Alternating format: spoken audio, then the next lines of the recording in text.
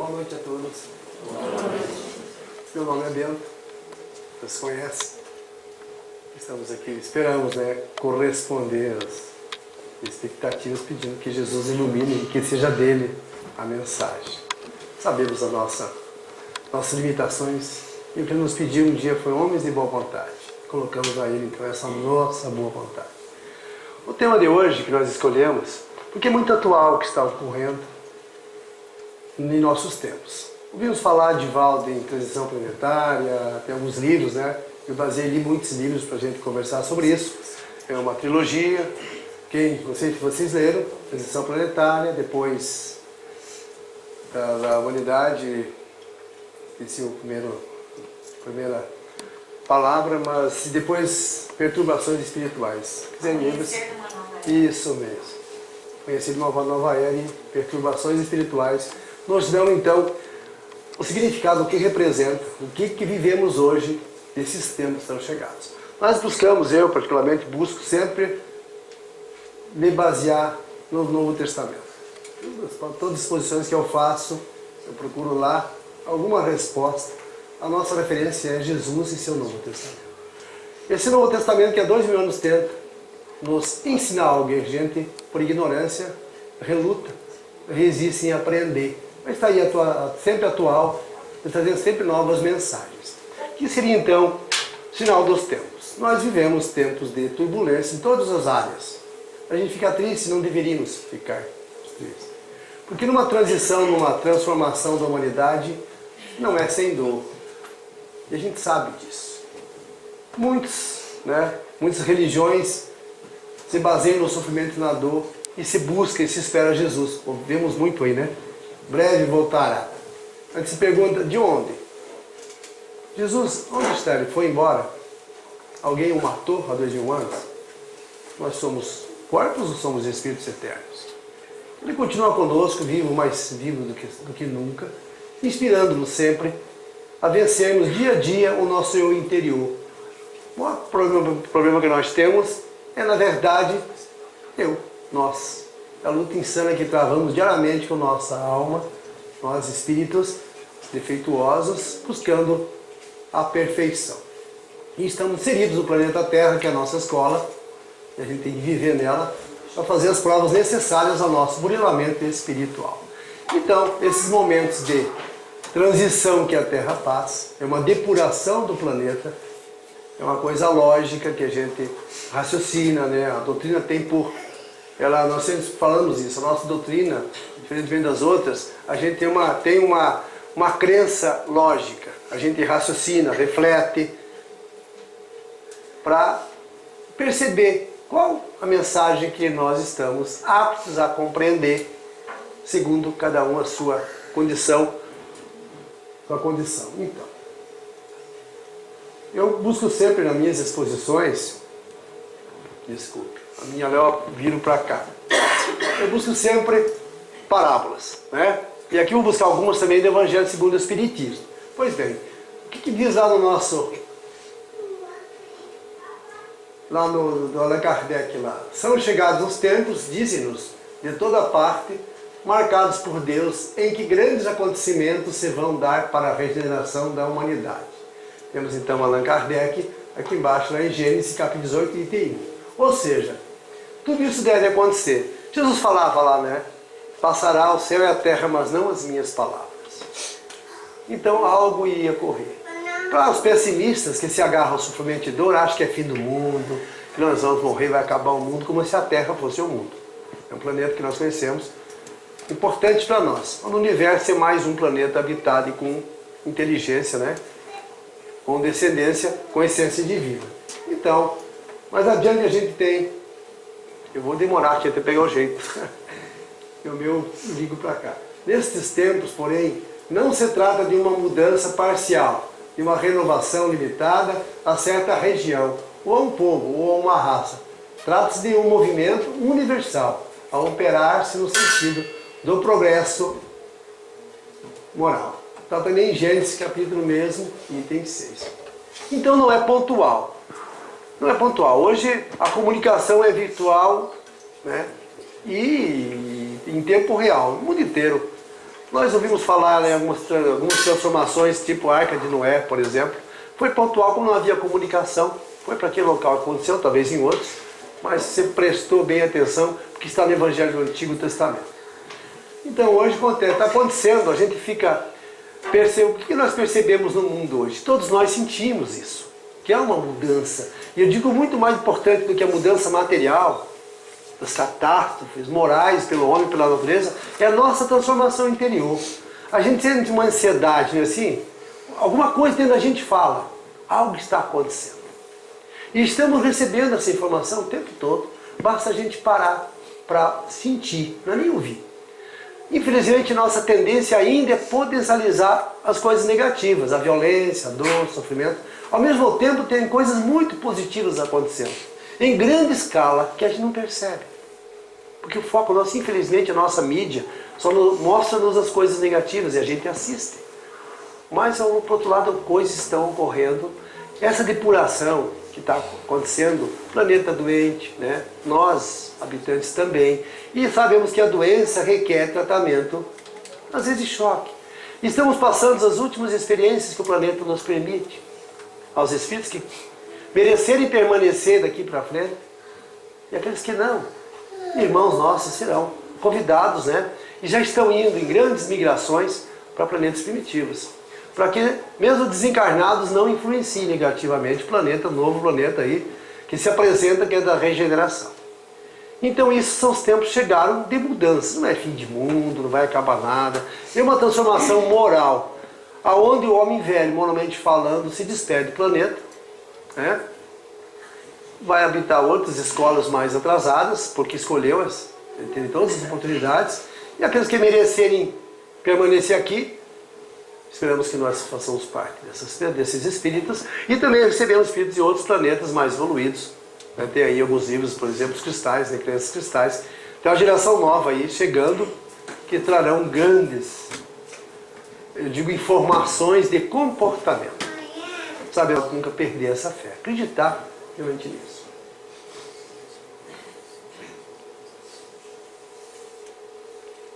Eu vou lá logo pegar uma parábola, né, de Mateus, uma citação de Mateus. Eu vireis de guerras e de rumores de guerras, olhai, mas não vos assusteis, porque é mistério que isso tudo aconteça, mas ainda não é o fim. Porquanto se levantará nação contra nação e reino contra reino, e haverá fome e pestes e terremotos em vários lugares. Mas todas essas coisas são o princípio das dores. Está em Mateus capítulo 24, versículos 6 a 8. Ou seja, não é para desesperar. O que nós temos é o conforto, né? O que acontece do ponto de vista material? A alma inteligente, evoluída, deveria aprender com a dor, ou individual ou coletivamente. Temos que entender que a matéria, as coisas que nos chocam, temos ainda, infelizmente, muito apego à matéria e sofremos por ela. À medida que nós desvinculamos-nos dela, como espíritos, passamos a compreender mais e sofrer menos. É necessário? É necessário. Jesus falava, lembra? Ainda é necessário escândalo. Por quê? Mas de quem for a causa, ele dizia. Porque enquanto estiver aqui na terra devedores, e somos, há a oportunidade do pagamento pela dor. A gente fala muito questão da dor. A gente fala, mas eu vim aqui para sofrer, conheço os contra a nossa doutrina. E fala, mas eu vim só para sofrer? Claro que não. A terra como escola, qual a função da escola? Educar, não punir. Qual pai que surra o filho em casa por prazer? Até bate, mas a intenção é educar. E dói muito mais no pai do que no filho. O filho dura 5 minutos sentado, o pai dura a vida inteira às vezes, na consciência, porque fez aquilo. Deus é melhor que todos nós. Então a terra tem essa função de educar. Entre a causa que eu criei, com o meu livre-arbítrio, e o pagamento lá na frente, eu tenho a oportunidade de ser bom. Eu vou reencontrar pessoas a quem prejudiquei, a quem me prejudicou, e se eu conseguir transformar esse erro de ontem em amor de hoje, não preciso passar pela dor. Infelizmente não é assim que a gente aproveita as oportunidades. Aí vem a conta e temos a responsabilidade de enfrentá-la e carregá-la ela sem perder a fé, por pior que ela nos pareça. Sempre lembrando, espíritos crescem quando a dor aparece. Aqueles que compreendem e não perdem a fé. Então, se alguém vos disser, esse é o Cristo... começou a 7h15, me perco o horário, eu faço sempre 8 horas. Eis que o Cristo está aqui ou ali, não lhe deis crédito, porque surgirão falsos cristos e falsos profetas, e farão tão grandes sinais e prodígios que, se possível fora, enganariam até os escolhidos. Está lá, 24, 23, 24. Então nós veremos tudo isso. E estamos vendo isso. Não criticamos nenhuma religião, é um princípio da doutrina espírita. Respeitamos todas elas, desde que preguem o bem. Um dia perguntaram a Gandhi, qual a melhor religião? O que ele respondeu? Aquela que te faz uma pessoa melhor. Essa é a melhor religião. Deus é único, os caminhos são muitos. Quando nós nos utilizamos de mentiras, falsidades para conseguirmos alguma coisa, adeptos ou renda, aí que, né? E nisso aí também quando a gente vê prodígios, milagres, entre aspas, né? E perguntamos, pode? Pode. Pode. Pai é tão perfeito que quando um filho precisa de uma ajuda e merece, mesmo que a ferramenta não seja adequada, aquele que merece recebe o que busca. O outro depois pensará conta com a sua consciência. Não é exatamente Deus que faz isso. É a nossa juíza, né? Consciência que nós carregamos e a nossa juíza lá que vai nos dizer o que nós devemos passar para corrigir os nossos defeitos, todos com origem na nossa ignorância. Na verdade vos digo, está lá em João, que vós chorastes e vós lamentareis, e o mundo se alegrará, e vós estareis tristes, mas a vossa tristeza se converterá em alegria. Assim também vós, agora, na verdade, tendes tristeza, mas outra vez vos verei, e o vosso coração se alegrará, e a vossa alegria ninguém vos tirará. Está lá em João capítulo 16, 20 a 22. Ou seja, então, se nós vamos conseguir isso, perceber em tudo que acontece, é para o crescimento da humanidade. Então a dor de hoje, do corpo, da matéria, seria a alegria de amanhã, de termos vencido mais uma etapa em nossa vida atual. Mais uma, de tantos que já tivemos, quantas vidas já enfrentamos, quantos problemas já enfrentamos. A gente às vezes sofre com o futuro, que nem sempre se apresenta como a gente que espera. Se olhássemos tudo que nós fizemos até hoje, olha nossa história.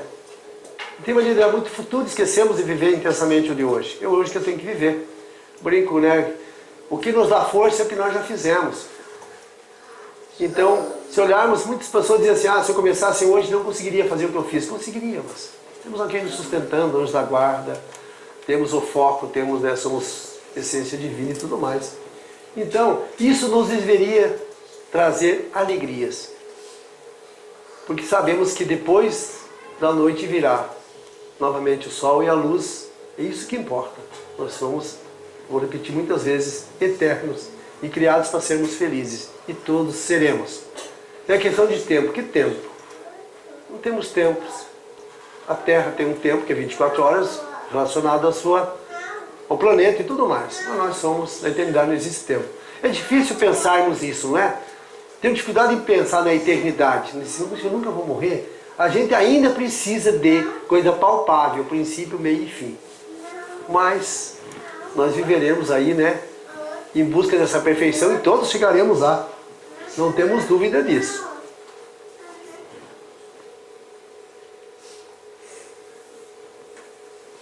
Jesus então nos falava por parábolas, né? Por que falávamos por parábolas? Porque éramos tão ou mais ignorantes que hoje.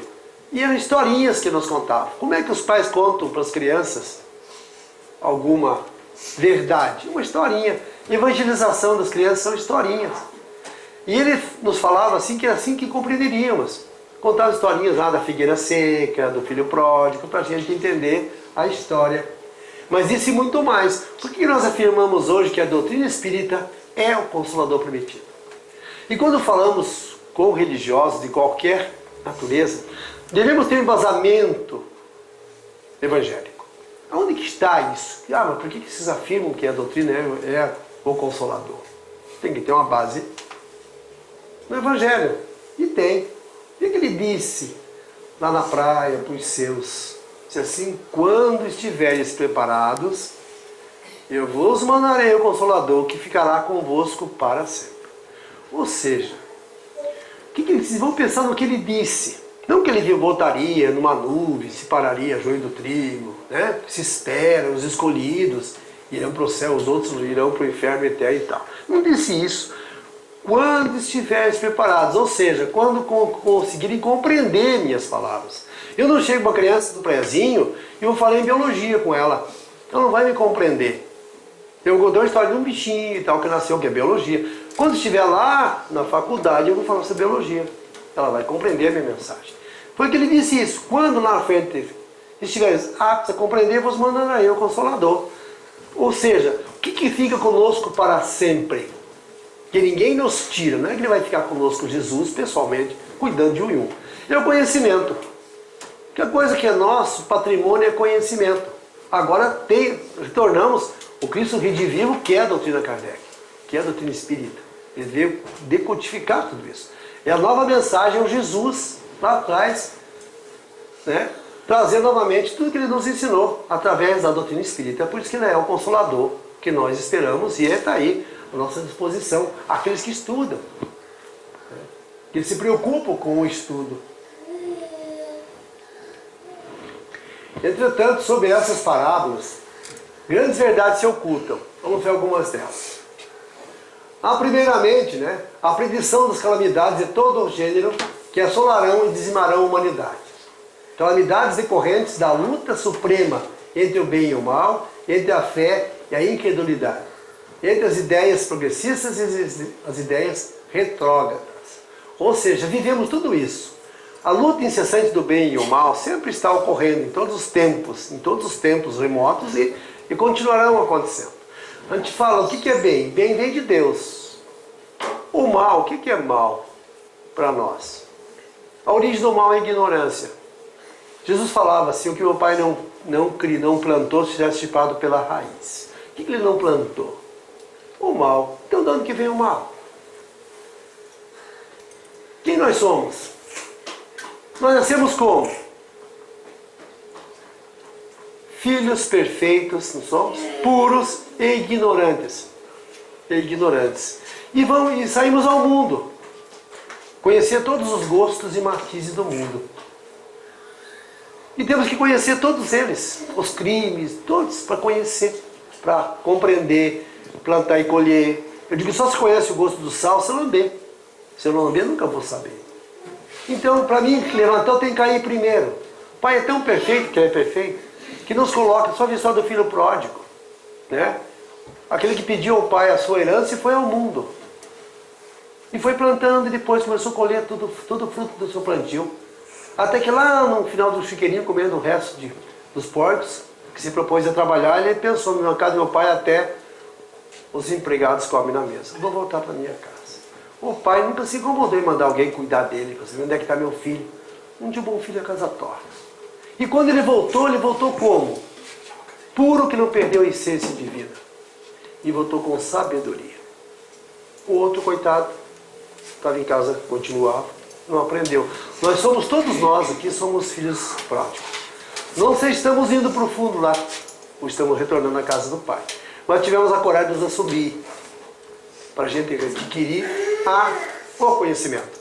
É isso que a gente busca, o conhecimento. Conhece a verdade, ela te libertará, falava-nos Jesus. É o que nós buscamos. Através do conhecimento, a transformação interior, a reforma íntima. Então, essa luta interior que ele fala bem ou mal, ele fala muito pai contra filho, mãe contra filha, lembra? Não é exatamente a questão física. Quando eu falo isso, a nossa maior luta que nós travamos diariamente é contra nós mesmos. O mais próximo que eu tenho sou eu.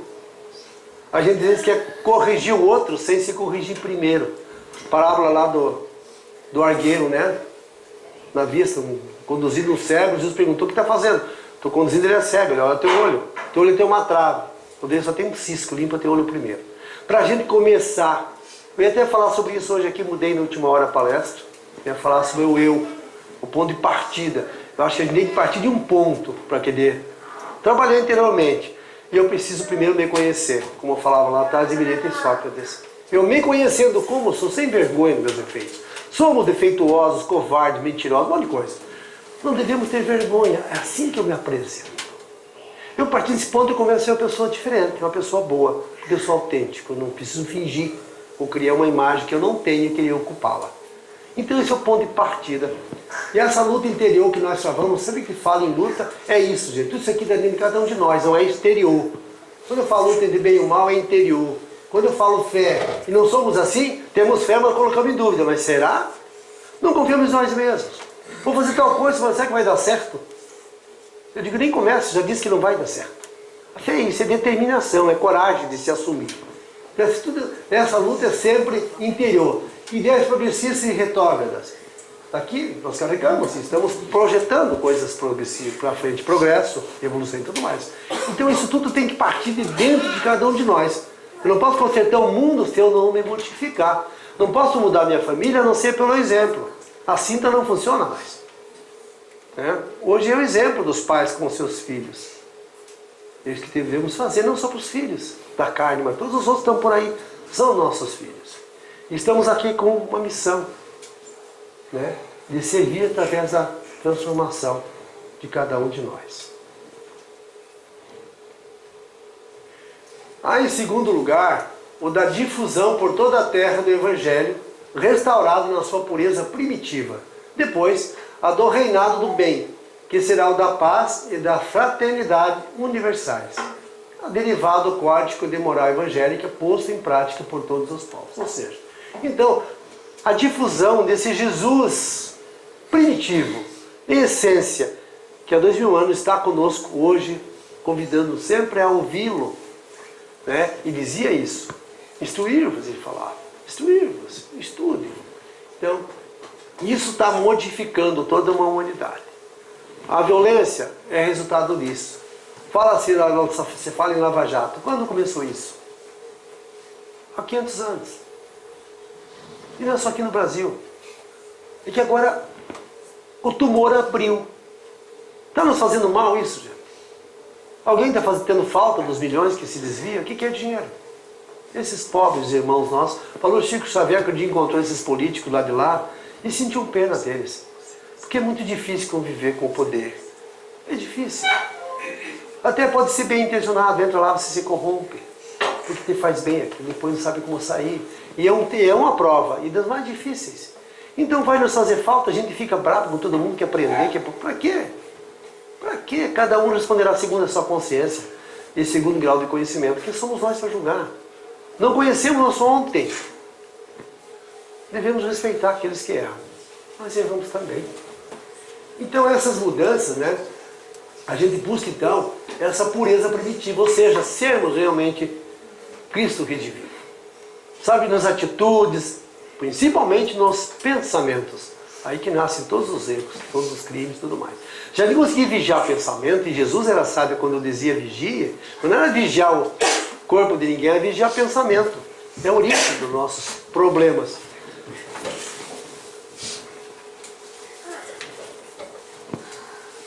Será verdadeiramente o reino de Jesus, pois ele presidirá a sua implantação, passando aos homens a viver sob a de sua lei, ou seja, a lei do amor. A gente fala muito em amor. Jesus nos pregava a lei do amor. Nós a conhecemos? Podemos falar nos dedos quantas pessoas na Terra souberam amar. Chico Xavier, Irmã Dulce, Teresa de Calcutá, pessoas que não pensavam em si, pensaram nos outros. E essas pessoas, você vai elogiar, elas não fiz nada. Eu não fiz nada. É tão natural na pessoa boa fazer o bem que ela não reconhece em si essa bondade. Nós trabalhamos para que a gente chegue. Trabalhamos isso. Até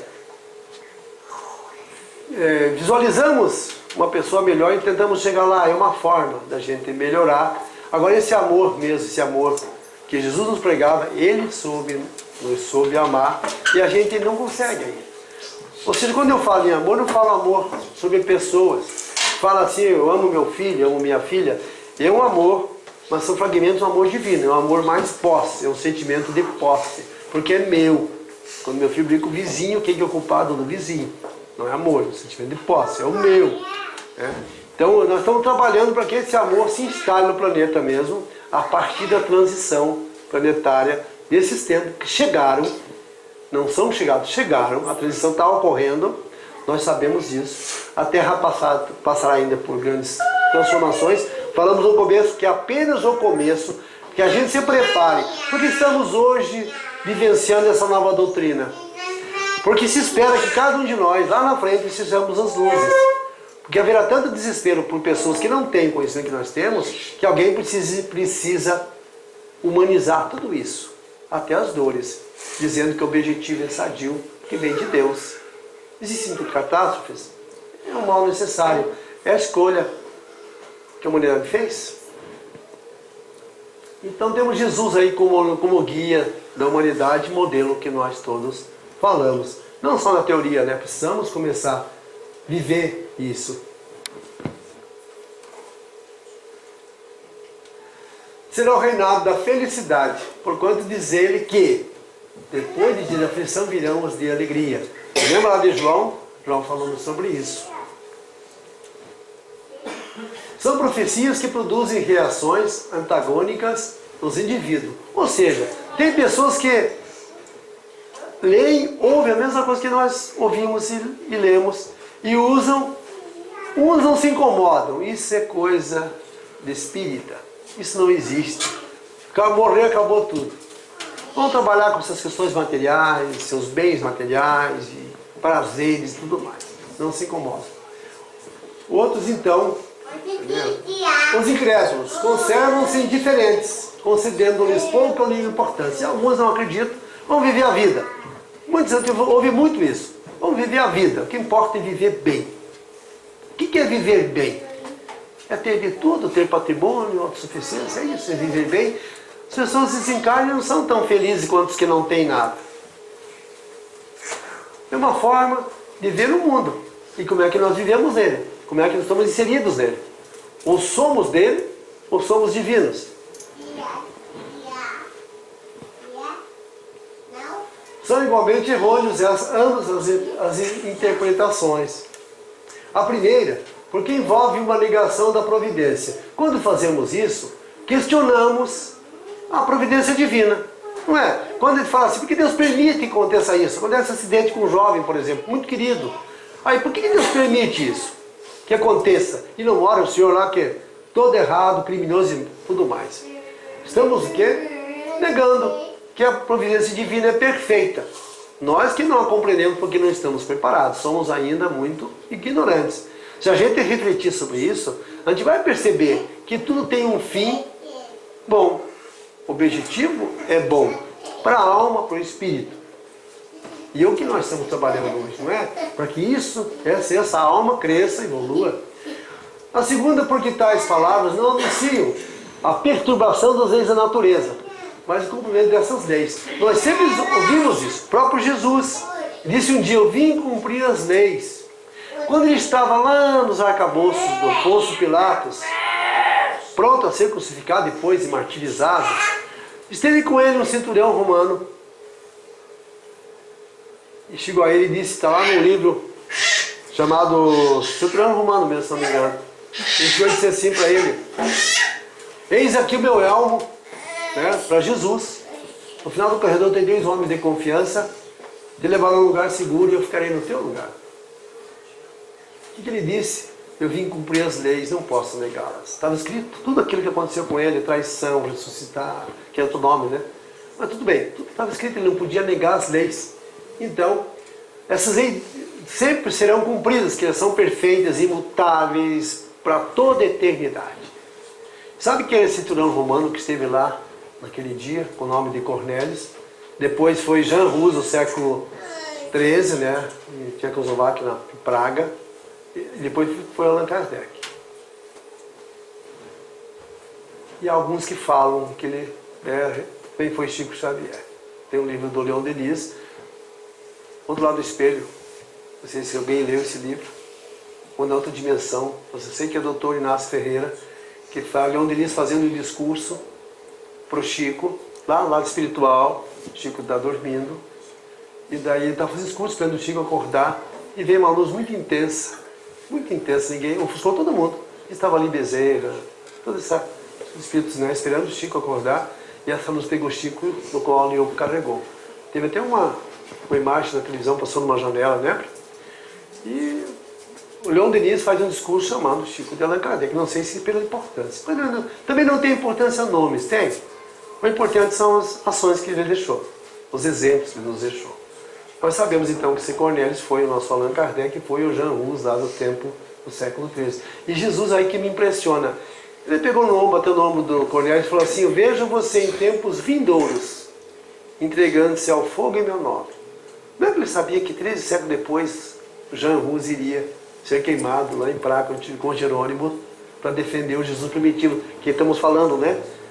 Jesus primitivo, aquela essência divina que nós conhecemos. Porque ele nos conhece a todos, né? Nós somos suas ovelhas, e felizmente ele diz também que das minhas ovelhas nenhuma se perderá. Sabemos isso. Todos esses que nós julgamos aí perdidos, criminosos, serão ovelhas que um dia voltarão ao aprisco, porque ele não vai deixá-las perdidas. Há um compromisso com o Pai, né? Pai da minha nenhuma se perderá. Ocorrem duas formas de destruição da natureza. Por ação atraso muito. A natural garante a diversidade biológica e a manutenção da vida no planeta.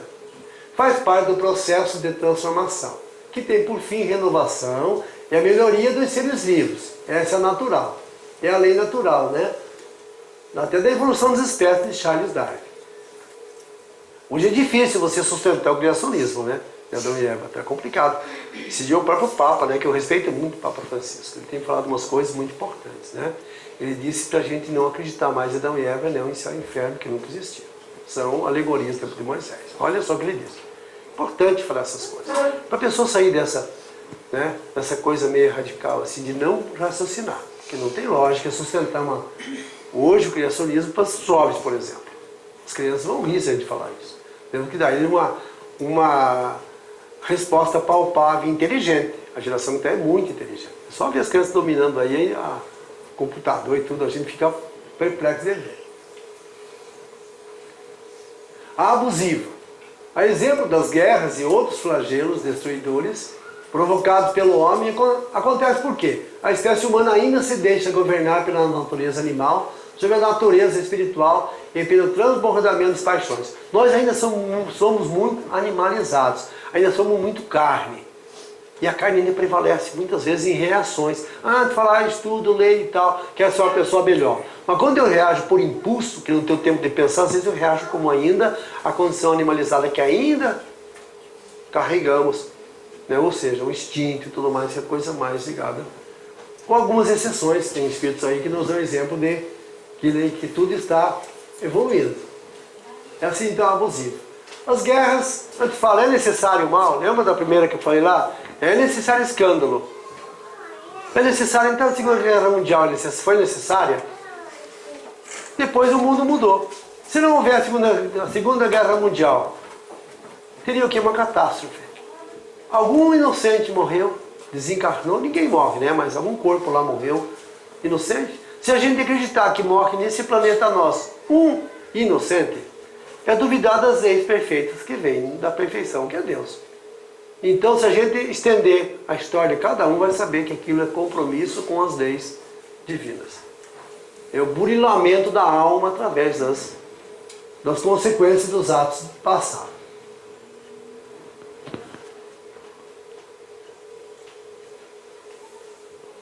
Toda destruição que excede os limites da necessidade é uma violação da lei de Deus. Qualquer coisa que há desequilíbrio, ela configura, né, que nós estamos transgredindo alguma lei. A gente fala de todos os sentidos, em todos os sentidos. Falando de animais, por exemplo. Muitos perguntam, é crime matar um animal? A nossa ainda precisamos de proteína, fazemos e comemos carne. O problema é que eu sinto prazer. Um dia eu dei carona para um rapaz, um policial lá de Campo Tenente, é de São Bento. Ele me viu, foi numa palestra minha em São Bento. Ele falou assim, poxa, foi bom lhe ver. Eu disse assim, porque eu tive um entreveiro aí com a polícia e matei um homem. É crime. E se a tua função é defender a sociedade e a vida, se você não teve outro jeito, se a tua consciência diz que não é crime, não é crime. Ela que vai te julgar. Agora, se eu sentir prazer em matar, que é a diferença.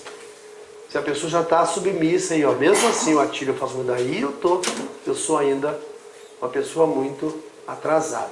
E a consciência vai condenar segundo o seu grau de entendimento. Eu falei assim, eu não tive o que fazer. Não se preocupe, porque ele é uma guerra. O problema é quando eu ultrapasso o bom senso e tenho prazer por ter feito aquilo.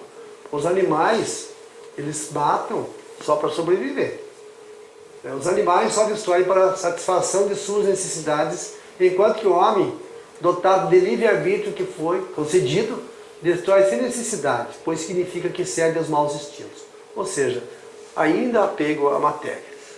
Querendo destruir a natureza, árvores, animais, de forma desequilibrada. Por quê? Porque nós somos ainda muito atrasados. Somos ainda muito matéria. Então, os animais, eles agem por instinto de sobrevivência. Homem, felizmente, hoje muitos não. Você viu um piazinho na vida que não queria comer a lula lá? A mãe dele mostrou que 2 anos tinha um polvo no prato. Ele falou, o que é esse polvo? Ele disse, polvo, animal. A mãe, sim, não vou comer. E não comeu. Ele disse, o homem cortou a cabeça, ele brincava, 2 anos. Eu não vou comer. Porque o animal tem que cuidar, não matar. Eu tenho 2 anos, vou comer batatinha e arroz. E não comeu. Daí falou para mim assim, mãe, galinha, porco, tem que cuidar, não matar. Para comer tem que morrer. Um menino de 2 anos. É da terra.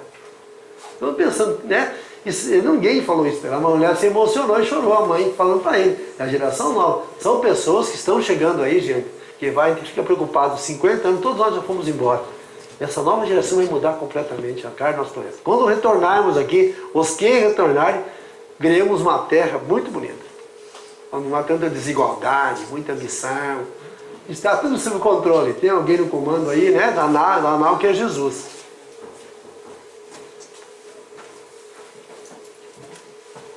O texto põe em evidência os 2 tipos de flagelos destruidores que atingirão a humanidade, citados anteriormente. Já estou atrasadinho. Os provocados pela ação irresponsável do homem, né, que são guerras, fomes e tal, ou relacionados à sua incapacidade de controlar doenças, pestes, assim como os flagelos naturais, os terremotos, que ocorrem a revelia da ação. Então a terra, em suas leis perfeitas, se encarregam de corrigir seus filhos, os homens, de todas as formas. Se o homem não tomar atitude e fazer o erro, tem a oportunidade, contra as doenças. O que é a doença para nós? É um sinal de algo que está errado. Está vendo? Estamos vendo tanta gente, eu estou agora ligado à saúde, que nunca foi minha área. Vivo no hospital vendo gente. E foi muito bom aprender isso. Quando chega, nos visita uma doença, é sinal que nossa condição moral não está bem. Se a gente mudar, garanto que cura a doença. Por meio da recaída, a gente esquece de que a doença é consequência de atos nossos. Eu posso reverter pela condição mental que eu carrego. Eu tenho a própria solução, conjugado com a medicina, com o remédio e tudo mais. Então ela vem para avisar algo que não está bem contigo.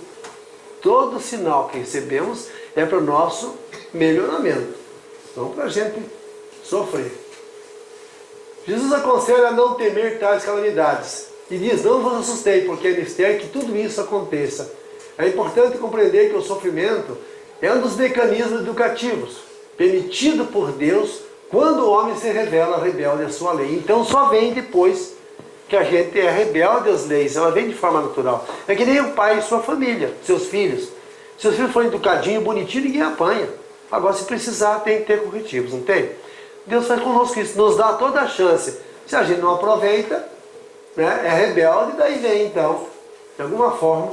O ser moralizado, entretanto, compreende o valor das provações, vendo nelas o remédio amargo, mais útil à sua melhoria espiritual. Acabei de falar. A doença é um remédio amargo, mas ele é útil à nossa regeneração interior, à nossa melhora interior. É sempre medida inteligente e de coragem, não temer ou fugir do sofrimento, mas enfrentá-lo com bom ânimo e fé. Isso ainda de suas lições, o divino aprendizado. Essa é a lição que Deus pede que a gente aprenda, sem perder a fé. Nunca, por pior que seja a situação, tudo que nos apresenta é para nosso melhoramento interior. Tudo. Para nunca a gente colocar em questão isso. Ou achar porque Deus permite ou deixou acontecer. Por mais que doa, te fala assim, eu posso não compreender porque sou ignorante, mas tenho que ter certeza que é para o meu bem. Para mim, da minha família, de toda a sociedade.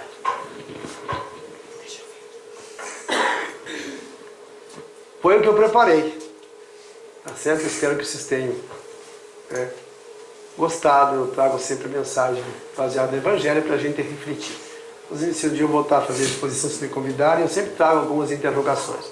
Nada trago pronto, eu quero que a gente reflita. Cada um de nós aqui representa um ser único, universal, com uma proposta linda quando viemos para cá. Vamos vencer. Todo dia, nós mesmos. Tá? A gente vive nesse mundo aí cheio de problemas para a gente aprender, não para sofrer. Muito obrigado, agradeço a paciência de vocês, e a atenção.